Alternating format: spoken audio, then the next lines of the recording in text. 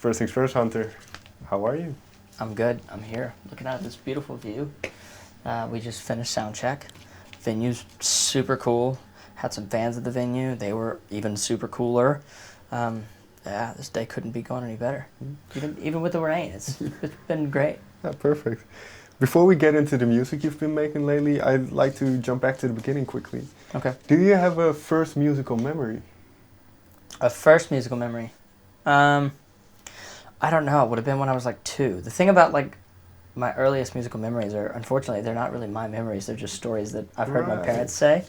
So it's kind of like anytime I tell my early story, I kind of feel weird about it because like I don't remember half of that stuff. You know, I've heard mom and dad talking about it, so I kind of recite it according to what I remember the most.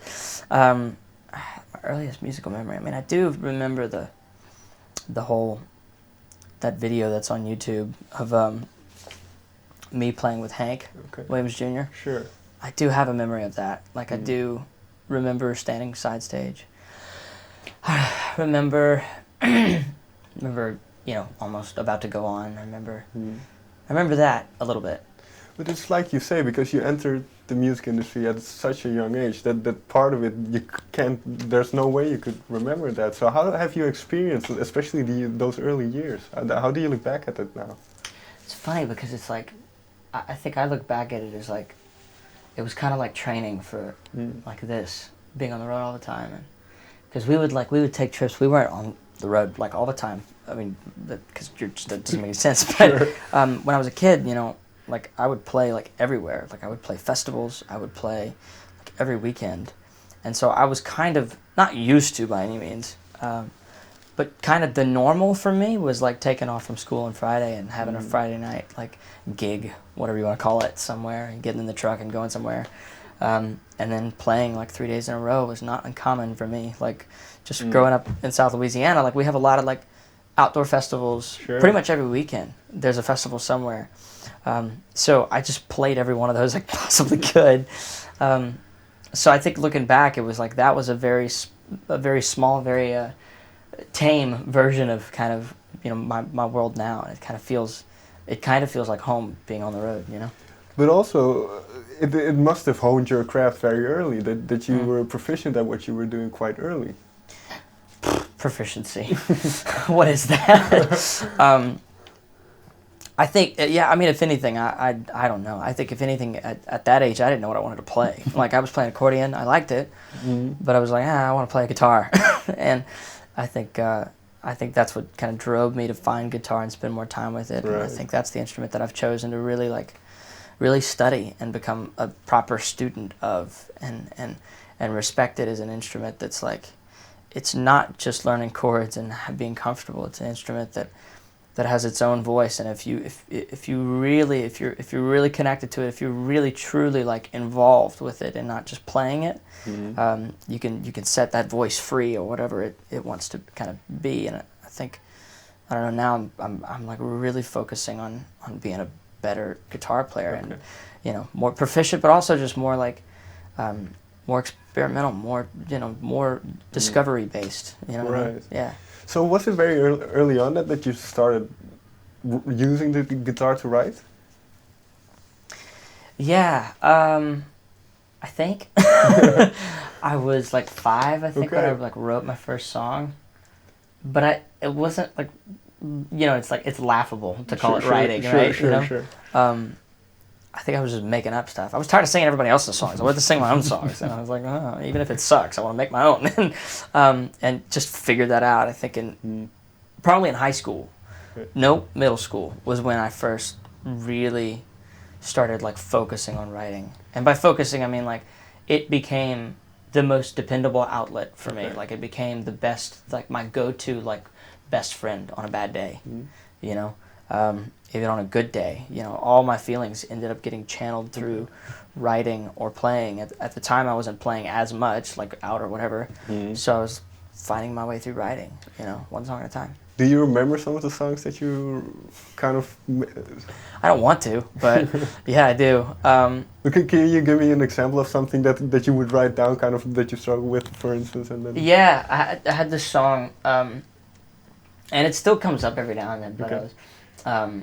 it was on acoustic, and it was called Another Chance. But it starts with, "I threw my phone into the water, tired of answering calls I never get." Because I was sitting there waiting on this girl to call, and she never did. Just this pathetic loser, just like waiting, looking at his phone, and thinking that it went off, and and it didn't. And just like let's see, I don't remember the rest of the song, but and maybe someday I'll get another chance with you, knowing full well that would never happen. But there was like the hopeful end of the song. Yeah. But so did that help? Did putting those thoughts onto paper, did that help? It's therapy. I mean, I feel like anytime you go to therapy, the best part about it is getting to like let everything out and be free from the things that kind of you keep in. Right. And I feel like writing for me is the same thing I feel, honestly, as when like I hear a song, like just recently a song that did that to me was John Mayer's Helpless. First couple lines are just so poignant and so accurate. Well, and the chorus is like, look, if I'm helpless, tell me now. It's like singing along with a song like that, I think releases just as much as writing it. But there's something about writing it that's kind of, you get to at least custom make it. Right. You know what I mean? But it's very interesting then, because kind of the reaction you have to that song by John Mayer, people obviously have to your music. So what does that tell you about your music, that people can react to it in that way? Man, I guess if anything, it just tells me that I'm not crazy, that's a possibility, I guess.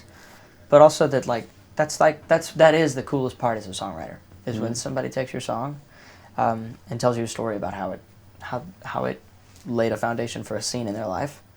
I always call them soundtrack songs, and it's so cheesy, but I've used that description for years because that's what I feel like my favorite records were. They were my soundtrack, They were the songs that I cranked up when I got in my car after school and felt like really alone, like a total dork, which I was, still am. And they're still the songs that I go to this day, And for somebody else to sort of find something, for instance, I talk to people, I guess the most I hear is actually about a song called Invisible. And, that's definitely what I consider to be like one of the best versions of describing success, in my opinion, for me. Is like knowing that a song has reached that person that way, in whatever way it found them. That's huge. But I find this interesting. You say jokingly a little bit that you felt like a somewhat of a dork. But in what way did people not understand kind of the music that you were making, or? No, I was the only child. I was a kind of a what do you call them? Like kind of like in my little world of making music, because it was like, that was safe. I could be expressive, I could be myself, and I was safe there. I was comfortable. And I guess nobody could judge me because they weren't hearing the music. And so, anytime I felt something, I felt like that was my safe place. That was my friend, right? And I think just finding that more and more and going back to it. And maybe at unhealthy amounts. Maybe that's why all creative people have so many crazy freaking stories. But I don't know. For me, I think that's kind of. I knew that I wanted to hone in my craft. I knew that I didn't fit in either. I didn't really.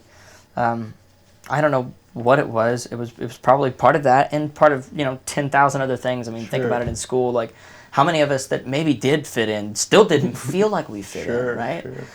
So it's like going through that and figuring it out, And I think finding songwriting through that, finding music through that, I realized that I still am that geek. At least I hope I am, because I liked where I was to create that stuff. I liked where my head was. I liked where my heart was, and I hope that never changes,